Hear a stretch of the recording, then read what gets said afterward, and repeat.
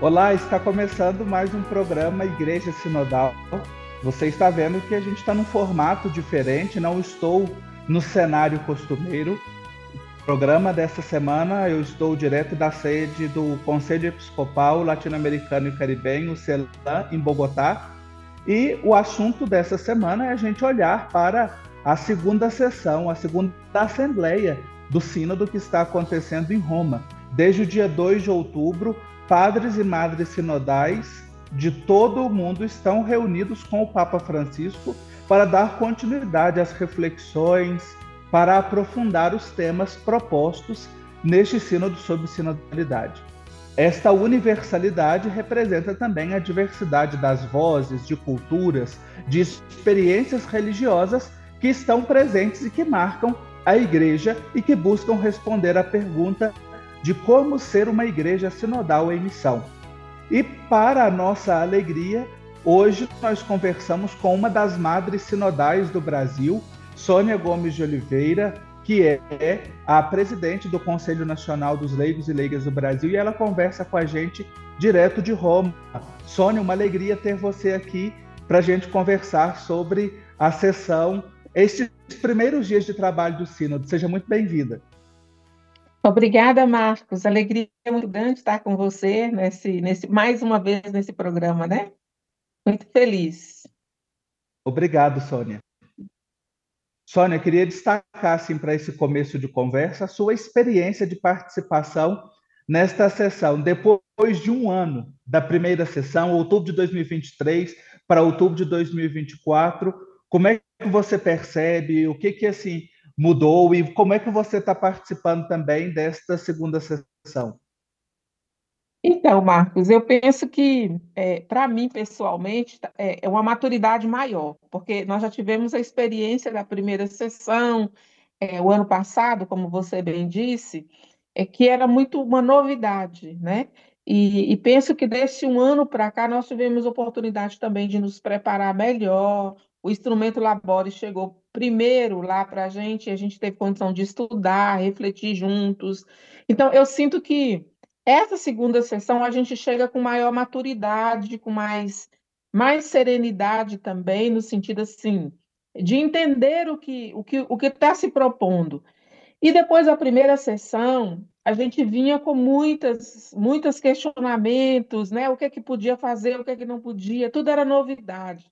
Agora não, agora a gente vem muito numa perspectiva de uma pergunta única: como ser uma igreja sinodal missionária? No sentido assim, agora a gente já vai no norte de apontar mesmo o caminho, porque antes a gente conhecia, queria ter entender de alguns outros pontos, né? Agora já é bem mais na prática, então para mim está sendo muito mais fácil. E depois, pessoalmente, eu iniciei o ano passado na mesa do português e fui para o espanhol. Esse ano já foi o inverso. Eu comecei primeiro no espanhol e a segunda semana agora que eu volto para a mesa do português. Então, assim, tudo está sendo, ao mesmo tempo que foi uma novidade, o primeiro, o segundo está sendo com mais serenidade, mais centrado, porque agora é hora da gente apontar verdadeiramente os caminhos, entendeu? Eu tenho sentido muito isto. Que maravilha, Sônia. Obrigado pela sua partilha. E antes da gente continuar a nossa conversa, o padre Luiz Miguel Modino, que é jornalista e que atua no Regional Norte 1 da CNBB, ele está participando e cobrindo toda a sessão da Assembleia Sinodal e ele enviou para a gente um vídeo com alguns temas, com alguns tópicos. Então, nós vamos acompanhar este vídeo do padre Modino e, na sequência, nós vamos continuar a nossa conversa.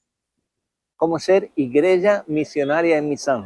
Essa é a temática da segunda sessão da Assembleia Sinodal, do Sínodo sobre a sinodalidade que acontece aqui em Roma, no Vaticano, na aula Paulo VI, aqui bem perto de onde a gente está, de 2 a 27 de outubro.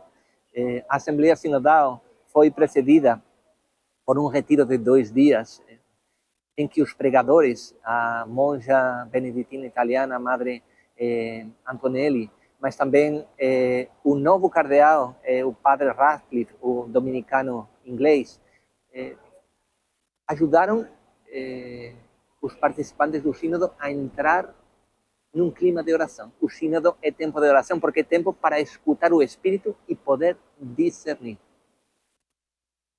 A Assembleia Sinodal foi iniciada com uma missa de abertura na Praça de São Pedro, aqui do lado, e depois, na aula Paulo VI, tanto o Papa como o secretário e diversas pessoas que fazem parte da Assembleia Sinodal ajudaram os participantes a entrar no caminho da sinodalidade. O documento de estudo, o Instrumento Laboris, está dividido em 4 partes. Fundamentos, relações que estão já sendo abordados ou já foram abordados, e falta os itinerários e os lugares. Quais são os fundamentos da sinodalidade? O que é que nos leva a ser uma igreja sinodal? Como são as relações da nossa igreja? Relações entre nós, as relações com os outros, as relações com aqueles que muitas vezes não contam na vida da igreja, as mulheres, os jovens, os pobres e tantos outros que ficam no escanteio, que ficam do lado de fora da igreja. É importante refletir sobre isso. Sobretudo é importante descobrir que a sinodalidade não é uma teoria, não são tratados a ser escritos, e sim uma prática. Somos chamados a entender que a sinodalidade, como dizia o Paolo Ruffini, que é o prefeito do Dicastério para a Comunicação, a sinodalidade é jogar o jogo, não é escrever um método de treinamento.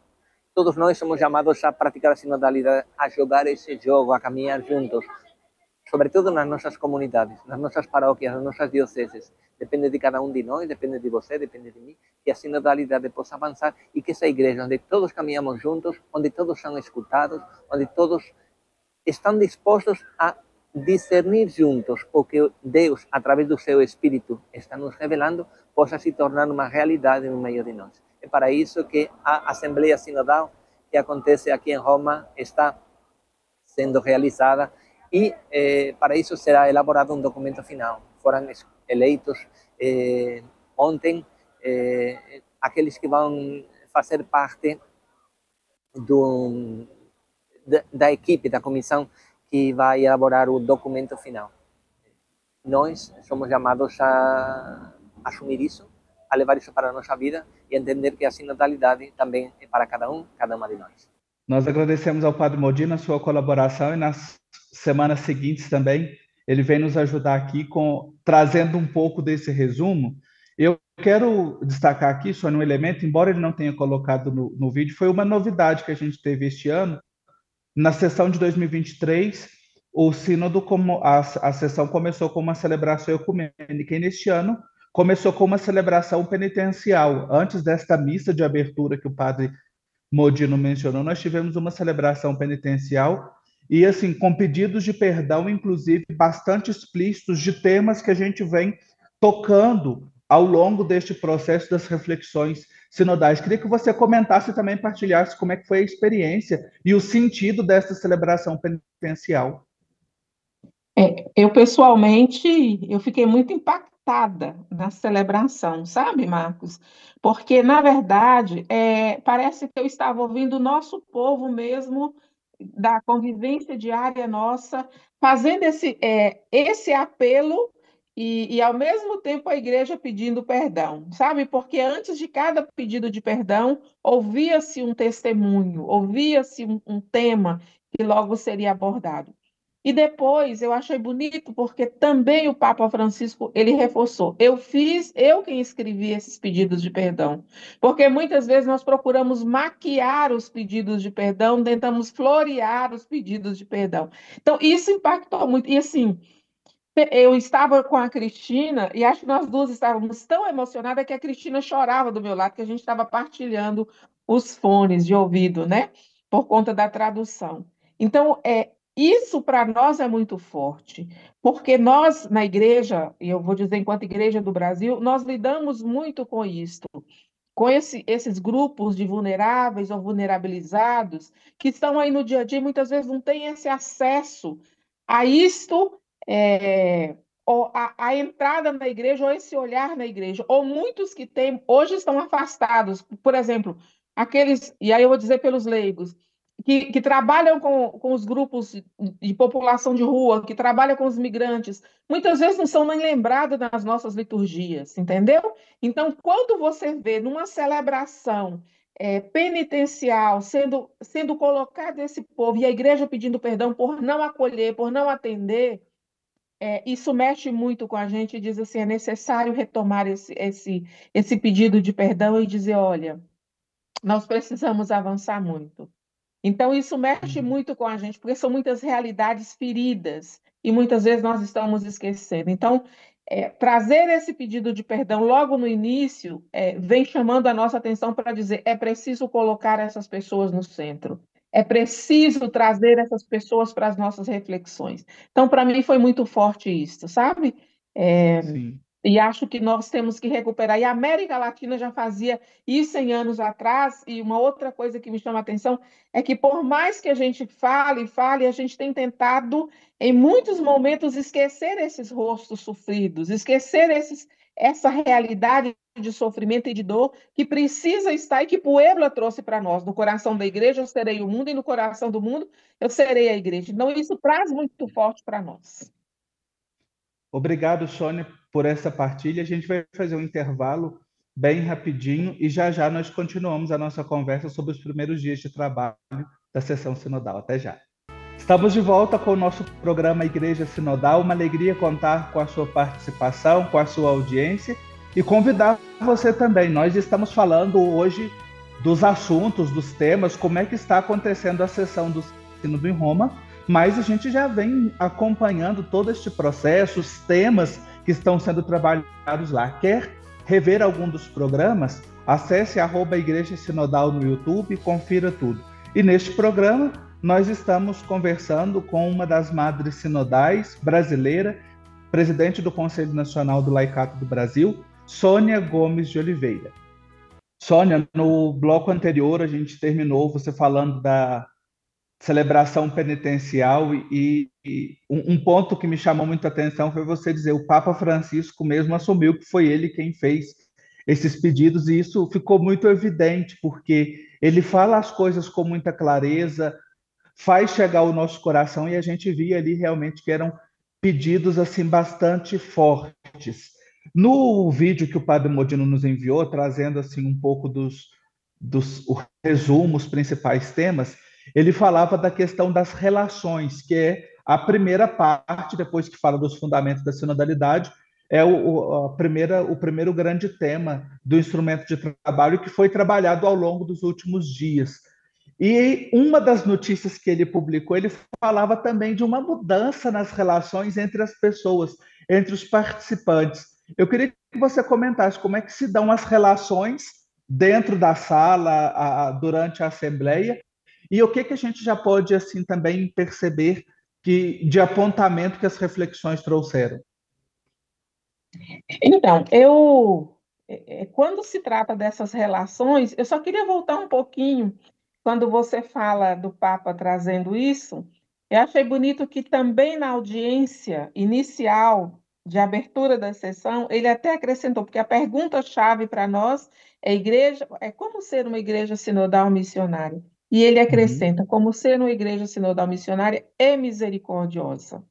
Isto toca muito a partir do que nós vivenciamos na celebração penitencial, sabe, Marcos?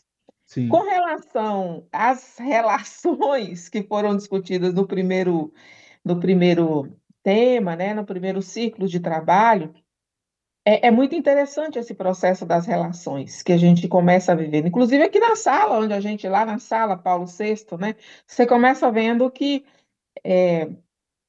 tem relações e tem relações, relações diferenciadas, e aí você começa vendo até diante do texto, né, quando a gente faz uma reflexão sobre relações, alguns já até apontavam assim, olha, nós estamos discutindo relações, mas na celebração, por exemplo, ainda continua tendo bispos de um lado e leigos do outro, ou bispos de um lado e aí tem um vago, e lá atrás nós estamos sentados. Como que a gente pode pensar numa relação de igreja sinodal se nós ainda estamos fazendo todo esse processo? Sabe como é que é? A gente começa ainda fazendo essas reflexões, mas ao mesmo tempo, A gente começa apontando também alguns caminhos. Toda igreja sinodal, toda igreja ela é relacional.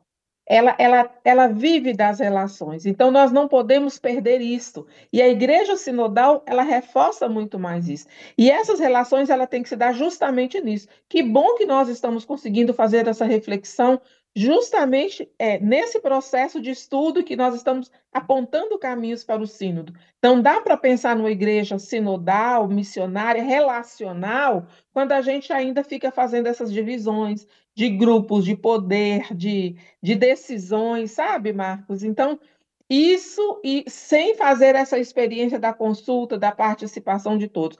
Então, a gente pode pensar que muito foi pautado nesse primeiro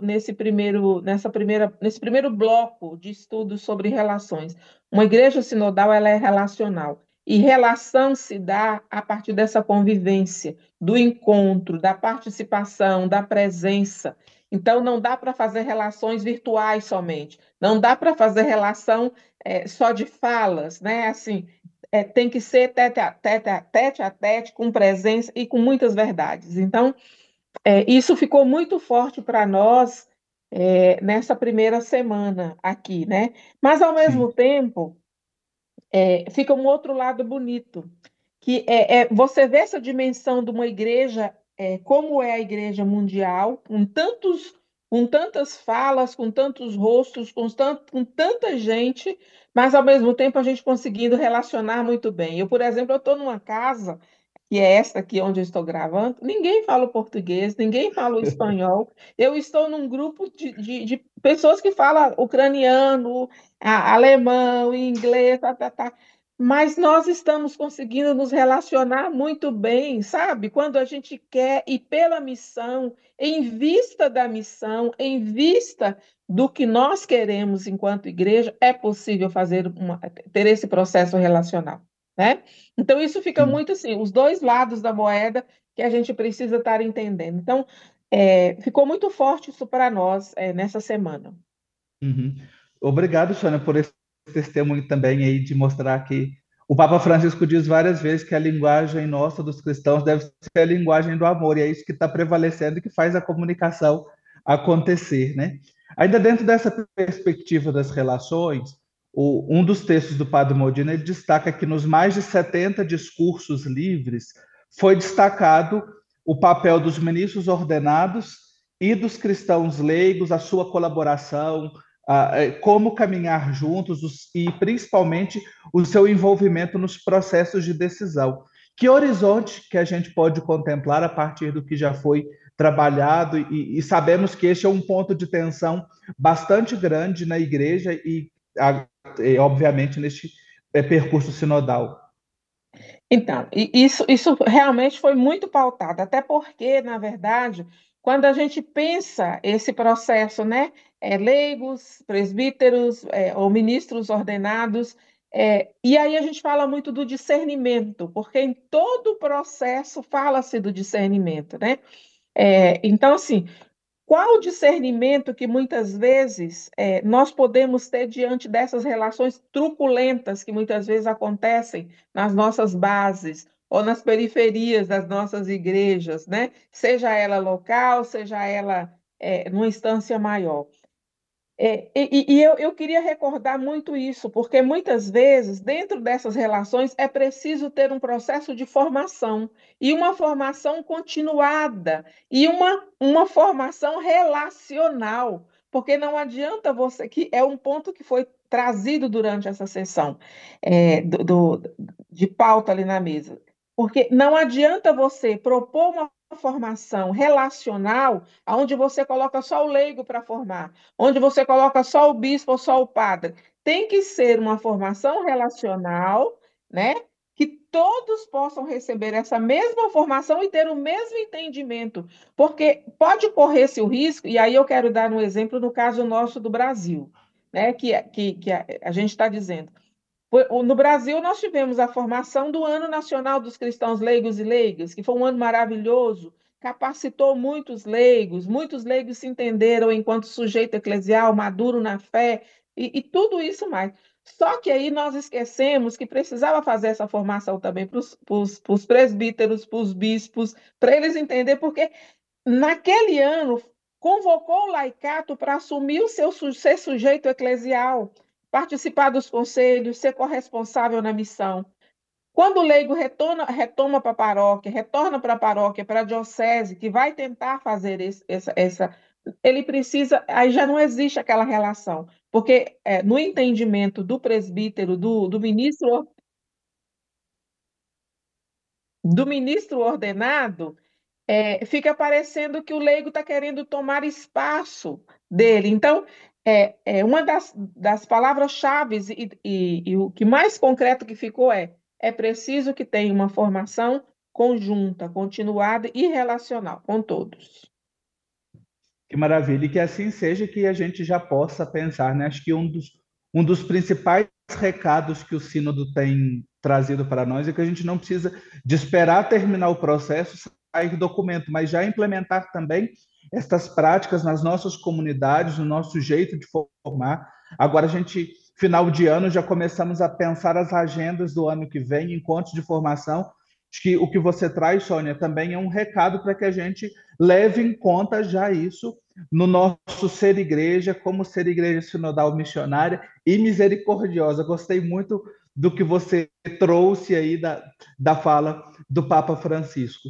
E agora, se muito brevemente, que a gente já está chegando ao fim do programa, já foi anunciado que no dia 19 de outubro haverá um encontro do Papa Francisco com as mulheres que vão participar do sínodo. Como é que está a expectativa para este encontro? Está sendo das melhores, sabe, Marcos? Porque, como mulher na igreja, inclusive até nessa perspectiva relacional, a gente ainda sente uma relação muito truculenta. Por que nós mulheres ainda estamos no sínodo? Por que nós somos convidadas? Sabe, a gente ainda não vê isso muito claro, né?